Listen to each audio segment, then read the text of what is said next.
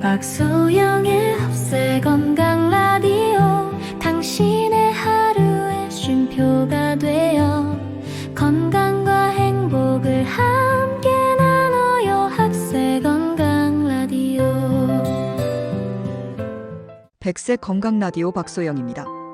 오늘도 따뜻한 시간 함께 해주셔서 고맙습니다. 혹시 어르신들, 어릴 적 동네 어르신이 새벽마다 공원에서 맨손 체조하시던 모습 기억나시나요?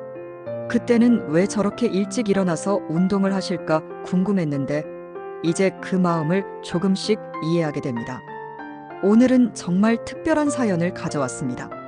서울 강남구에 사시는 김영자 어르신께서 보내주신 내용인데요. 이제 75세인데 운동을 시작하기에는 너무 늦은 걸까요? 라는 고민이 담긴 편지였습니다. 아마 많은 분들이 비슷한 생각을 해보셨을 거예요. 젊었을 때 더 열심히 운동할 걸, 음식 조절을 좀 더 일찍 시작할 걸 하는 아쉬움들 말이죠. 하지만 오늘 전해드릴 이야기를 들으시면 분명 마음이 달라질 거라고 확신합니다. 오늘 콘텐츠가 도움이 되셨다면 구독과 좋아요 꼭 부탁드려요. 더 많은 어르신들과 건강한 정보를 나누고 싶거든요. 그럼 지금부터 김영자 어르신의 사연과 함께 내과 전문의 박건수 선생님이 들려주시는 이야기를 들어보실까요? 안녕하세요. 저는 내과 전문의 박건수입니다. 김영자 어르신의 사연을 읽고 나서 정말 많은 생각이 들었습니다. 사실 제가 진료실에서 만나는 많은 환자분들이 비슷한 고민을 토로하시거든요. 얼마 전에도 76세 되신 이순희 할머니가 진료실에 오셨는데 선생님, 저는 이제 너무 늦은 건 아닐까요? 젊은 사람들처럼 운동하기엔 몸이 따라주지 않을 것 같아서요라고 말씀하시더라고요. 그런데 정말 놀라운 사실을 알려드릴게요. 최근 국립보건연구원에서 발표한 연구 결과를 보면 75세를 넘어서도 우리 몸은 여전히 변화할 수 있는 놀라운 능력을 가지고 있다는 거예요. 특히 80세 이상의 어르신들도 주 2회의 가벼운 근력 운동을 3개월만 지속해도 악력과 보행 속도가 눈에 띄게 향상된다는 결과가 나왔습니다. 이게 무슨 뜻인지 아시나요? 나이는 숫자일 뿐 우리 몸은 언제든 우리의 노력에 응답한다는 뜻입니다. 그리고 또 하나 흥미로운 사실은 하루 6,000보 정도만 걸어도 치매나 우울증 위험이 상당히 감소한다는 연구 결과도 있어요. 헬스장에 다니지 않아도 격한 운동을 하지 않아도 충분하다는 거죠. 가장 중요한 건 꾸준히 움직이는 것. 바로 이것이 노화를 늦추는 첫 번째 비밀입니다.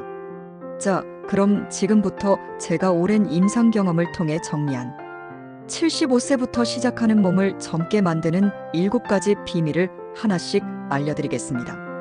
첫 번째 비밀, 매일 조금씩 더 걸어보기. 여러분, 어릴 적 학교 가는 길에 친구들과 천천히 걸으면서 이야기꽃을 피우던 기억 있으시죠? 그때는 걷기가 이렇게 소중한 운동인 줄 몰랐을 거예요. 우리 근육은 사용하지 않으면 자연히 줄어드는 성질이 있습니다. 특히 허벅지와 엉덩이 근육은 일상생활의 모든 동작에 꼭 필요한 부분이에요. 목표는 하루 6,000보이지만 갑자기 목표를 높이면 지치기 쉬우니까 지금보다 500보씩만 더 걸어보세요. 예를 들어 마트까지 버스를 타고 가셨다면 한 정거장전에서 내려서 걸어보시거나 장보기 끝난 후에 가게 주변을 한 바퀴 돌아보시는 거예요. 저녁 식사 후에 동네를 10분 정도 산책하는 것도 좋고요. 걸을 때는 등을 곧게 펴고 시선은 조금 멀리 두시면서 발 뒤꿈치부터 착지하고 엄지발가락으로 땅을 밀어내듯 걸으시면 허벅지부터 엉덩이까지 근육을 골고루 쓸 수 있어요. 팔을 가볍게 흔들면서 걸으시면 균형 감각도 좋아지고 낙상 예방에도 도움이 됩니다. 요즘은 스마트폰으로 걸음수도 쉽게 확인할 수 있으니까 게임하는 기분으로 재미있게 해보세요. 두 번째 비밀, 아침 식사에 단백질 더하기. 어릴 적 어머니가 아침은 꼭 먹어야 힘이 난다고 하시던 말씀, 정말 맞는 얘기였어요. 특히 아침에 단백질을 드시는 것이 중요합니다. 밤새 잠을 자는 동안 우리 몸은 많은 에너지를 사용해요. 아침에 일어났을 때는 근육을 만드는 재료인 단백질도 부족한 상태가 되어 있죠. 이때 밥이나 빵만 드시면 일시적으로 에너지는 채워지지만 근육을 유지하거나 회복하는 데는 도움이 되지 않아요. 그래서 아침에 단백질을 드시는 게 정말 중요한데요. 어렵게 생각하실 필요 없어요. 계란 하나면 약 6g의 단백질을 드실 수 있고요. 삶은 계란이든 계란찜이든 상관없어요. 우리나라 사람들이 좋아하는 된장찌개에 두부 한 모 넣으시면 약 10g의 단백질을 드실 수 있습니다. 콩 한 팩에는 8g 정도의 단백질이 들어있고 플레인 요구르트에 견과류나 콩가루를 뿌려 드시면 동물성과 식물성 단백질을 동시에 드실 수 있어서 일석이조예요. 혼자 사시는 분들은 요리하기 번거로우시죠? 그럴 때는 치즈나 참치캔도 좋은 선택이에요. 물에 담긴 참치를 선택하셔서 샐러드나 밥에 올려 드시면 간편하게 영양을 보충할 수 있어요. 손바닥 크기 정도의 단백질 식품을 아침에 추가하시면 된다고 생각하시면 쉬워요.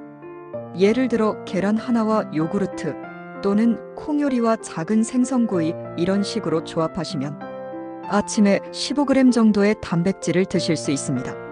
세 번째 비밀. 집에서 할 수 있는 간단한 근력 운동.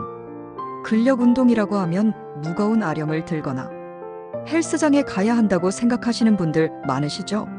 전혀 그렇지 않아요. 집에서 의자만 있으면 할 수 있는 운동이 있어요. 바로 의자 스쿼트입니다. 방법은 정말 간단해요. 의자에 앉으셔서 등을 곧게 펴시고 양손은 가슴 앞에서 가볍게 모으시거나 의자 옆에 두고 지지대로 사용하세요. 그 상태에서 천천히 일어나셨다가 완전히 서기 전에 다시 천천히 앉으시면 돼요. 처음에는 5번부터 시작하시고 익숙해지시면 10번, 15번으로 늘려가시면 하체 근육이 탄탄해져요. 상체 운동으로는 벽 팔굽혀펴기가 좋아요. 벽에 손을 대고 팔굽혀펴기처럼 몸을 밀었다가 당겼다가 하시면 돼요. 바닥에 손을 댈 필요가 없으니까 넘어질 걱정도 없고 안전해요. 발가락 까치발 운동도 효과적이에요.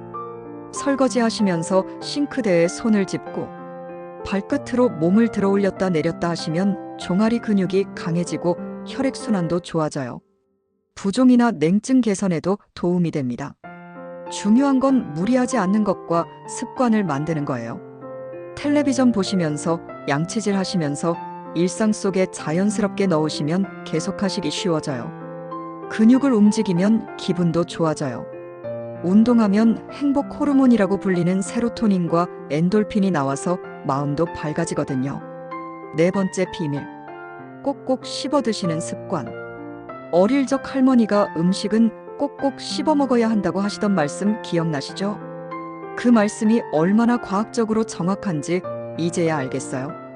씹는다는 행위는 단순히 음식을 잘게 부수는 것뿐만 아니라 뇌에 자극을 주고 침을 분비시켜서 소화를 돕는 중요한 역할을 해요.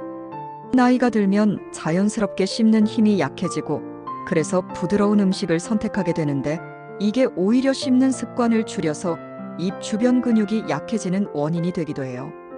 일본의 한 연구에 따르면 잘 씹는 습관이 있는 어르신들이 그렇지 않은 분들보다 치매, 발병 위험이 낮다는 결과가 나왔어요. 씹는 것 자체가 뇌 운동이 되는 거죠. 한 입에 30번 씹기를 목표로 해보세요. 처음에는 숫자 세기 어려우니까 10번, 15번씩 단계적으로 늘려가시면 습관이 돼요. 김치, 미역, 버섯류는 자연스럽게 씹는 횟수가 많아지는 음식들이에요. 된장찌개에 무나 감자를 넣으시거나 밥에 우엉이나 연근을 넣어보시는 것도 좋은 방법이에요. 너무 딱딱한 음식은 치아에 무리가 되니까 적당히 씹을 만한 음식들로 선택하시는 게 중요해요.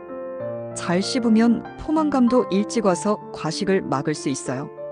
체중이 걱정되시거나 혈당이 걱정되시는 분들에게도 씹는 습관은 좋은 친구가 될 거예요. 다섯 번째 비밀, 자주자주 물 마시기.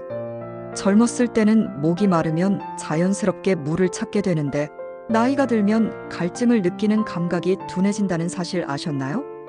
그래서 모르는 사이에 탈수 상태가 되는 경우가 정말 많아요.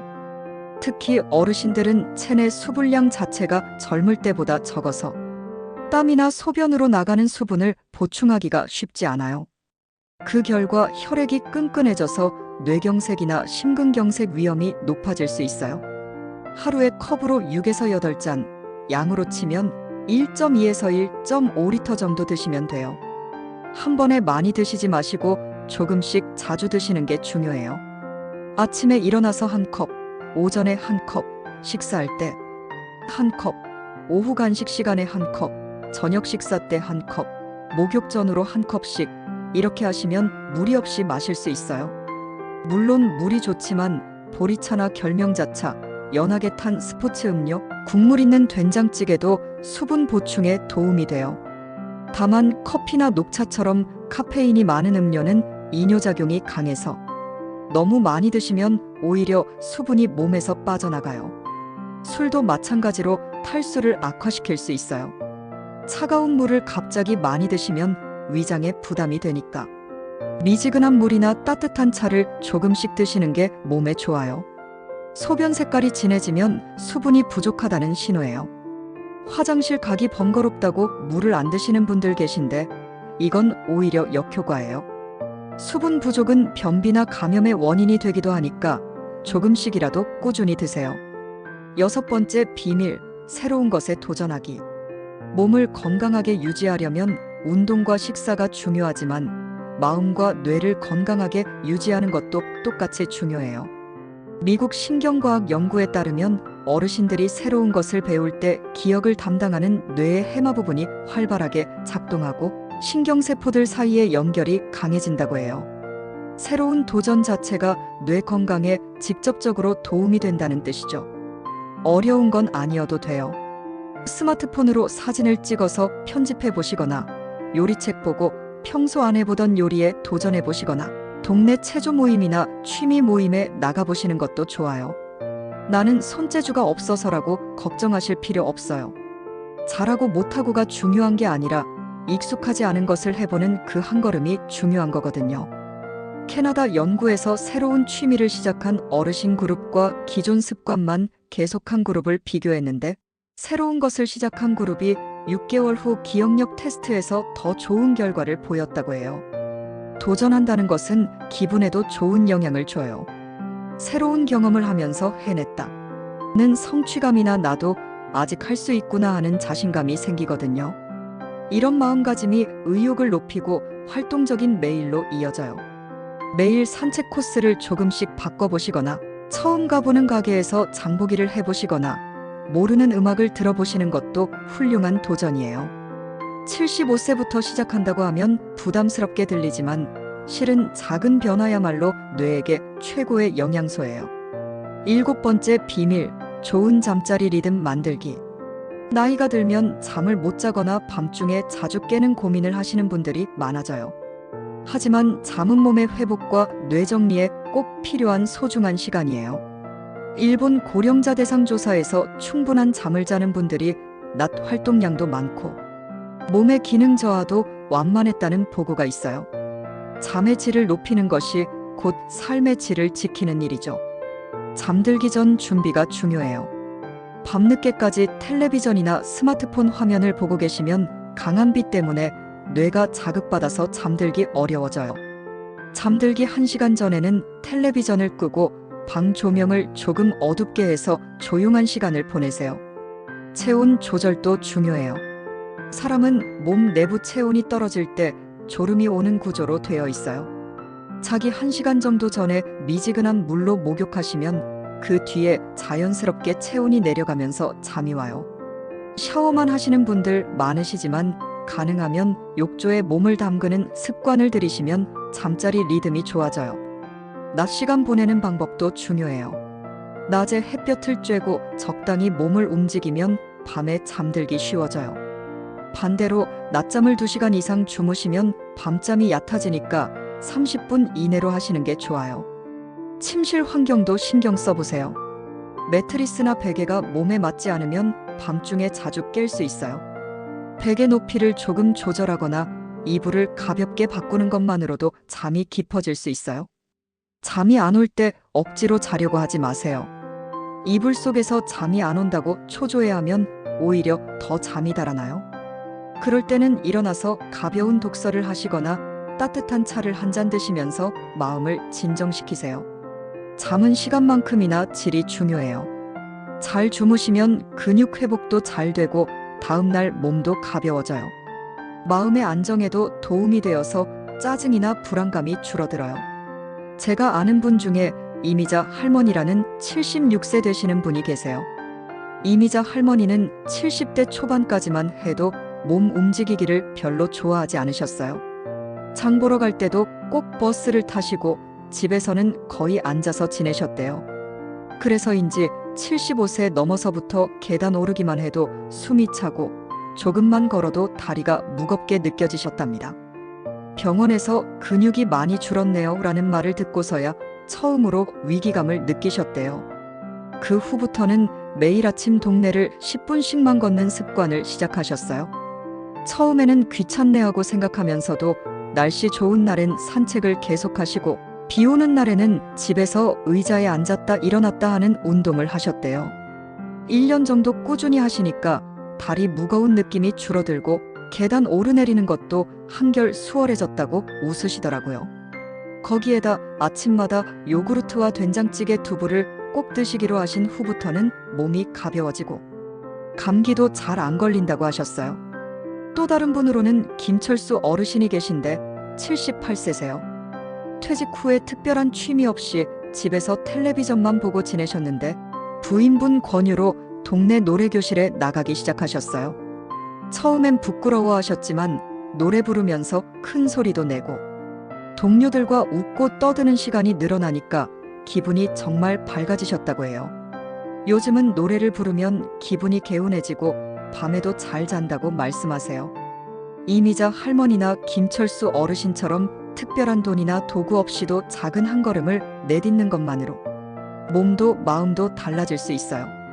지금까지 박건수 선생님이 전해주신 75세부터 시작하는 몸을 젊게 만드는 7가지 비밀 잘 들으셨나요? 돌이켜보니 어느 것도 특별한 도구나 큰 노력이 필요한 것은 없었죠. 매일 걷기를 조금 늘리고 아침에 단백질 한 가지 더 드시고 간단한 운동을 생활에 넣고 꼭꼭 씹어 드시고 물을 자주 마시고 새로운 것에 도전하고 잠자리를 정리하는 것. 모두 작은 변화들이지만 이런 변화들이 5년 후, 10년 후의 모습을 크게 바꿔놓을 거예요. 혹시 이제 나이가 들어서라는 생각이 드실 때가 있으시죠? 그 마음 충분히 이해해요. 하지만 오늘 들으신 내용처럼 우리 몸과 마음은 언제든지 변할 수 있는 힘을 가지고 있답니다.